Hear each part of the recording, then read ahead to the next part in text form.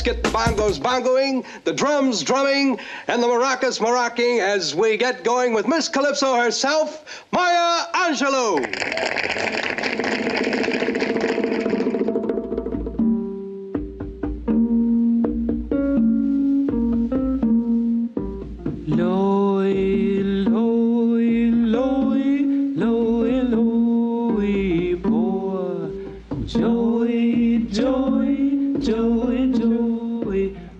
Joe run the candy store, telling fortunes behind the door. The cops grabbed Mo, and as Joe ran out, Brother Mo, he began to shout.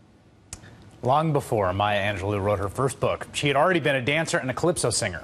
She once said that, quote, "Music was my refuge. I could crawl into the space between the notes and curl my back to loneliness."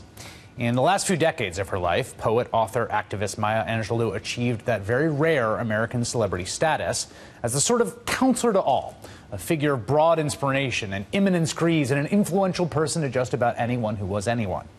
Angelou gave the inaugural poem at Bill Clinton's swearing in 1993.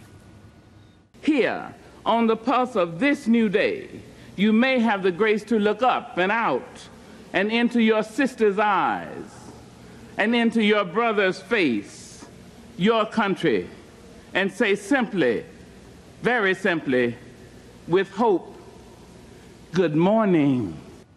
A couple of years later, she read a poem at the Million Man March.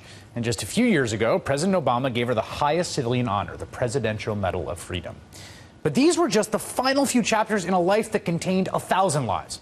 Angelou grew up with her grandmother in the Jim Crow South in a town called Stamps, Arkansas. During a brief time staying with her mother, she was raped by her mother's boyfriend. Angelou recounted the incident in an interview with the Paris Review. "I was raped when I was very young. I told my brother the name of the person who'd done it. Within a few days, the man was killed. In my child's mind, 7.5 years old, I thought my voice had killed him, so I stopped talking for 5 years." Angelou eventually found her voice, writing about cruelty or kindness or generosity. A single mother who never went to college, Angelou would earn dozens of honorary degrees. She later moved to Ghana, where she worked as an administrator at the University of Ghana. In fact, she eventually moved back to the United States to help Malcolm X create a foundation called Organization of Afro-American Unity. His proposal, wrote Angelou of Malcolm X, included taking the plight of the African Americans to the United Nations and asking the World Council to intercede on the part of beleaguered blacks. The idea was so stimulating, I persuaded myself I should return to the States. In a conversation several years ago, comedian Dave Chappelle imagines the anger Maya Angelou must have felt after her friends Malcolm X and Martin Luther King were assassinated. Angelou explained why it's okay to be angry. If you're not angry, you're either a stone or you're too sick to be angry. You should be angry. What do you do? Now, mind you, there's a difference. You must not be bitter. That's all. Let me show you why. Bitterness is like cancer. It eats upon the host. It doesn't do anything to the object of its displeasure. So use that anger, yes. You write it, you paint it, you dance it, you march it, you vote it. You do everything about it. You talk it. Never stop talking it. Maya Angelou was an icon whose influence was so far-reaching. The president's own sister, Maya, is named after her, as is one of Eric Holder's daughters. She is mourned around the world today. Joining me now, Eric Dyson, MSNBC political analyst and Georgetown University professor. Why was she as influential as she was? Well, you've really hit upon it. The touchstone of her, I think, immense popularity was the fact that she didn't deny the real emotions that occupied her breast.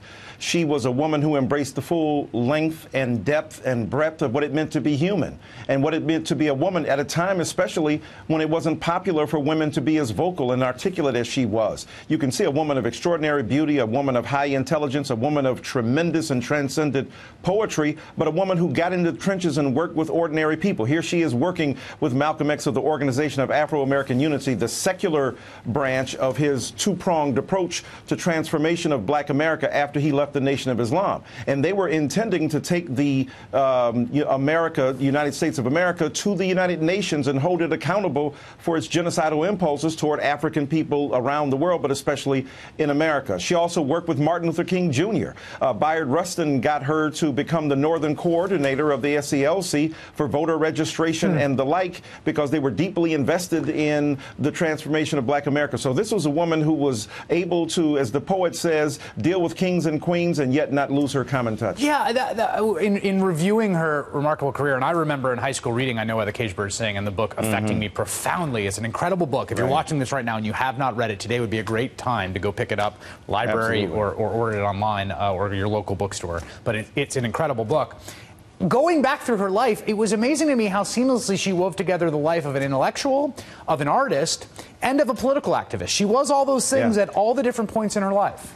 That's exactly right, and saw no essential contradiction in any of them. She was an artist who wrote, as she was friends with James Baldwin and Toni Morrison and many of the other elite intellectuals and artists of our time. She struck compact with other intellectuals who were thinking critically about social stratagems to avoid racism and to confront bigotry of whatever face and whatever form it took. She was a devout, if you will, supporter of marriage equality, and she didn't believe in bigotry in any form, and she resisted it. And she also, as an artist, inspired so many others. Tupac Shakur named one of his songs, Still I Rise, after the great poem, Still I Rise, that Nelson Mandela, of course, read at his own inauguration. So she was an incredibly eclectic woman who brought them all together. You know, that's the Still I Rise poem, which you mentioned Mandela, and that Tupac had named a song after. You know, that poem, to me, captures something essential about what was so remarkable about her spirit and her work, was the combination of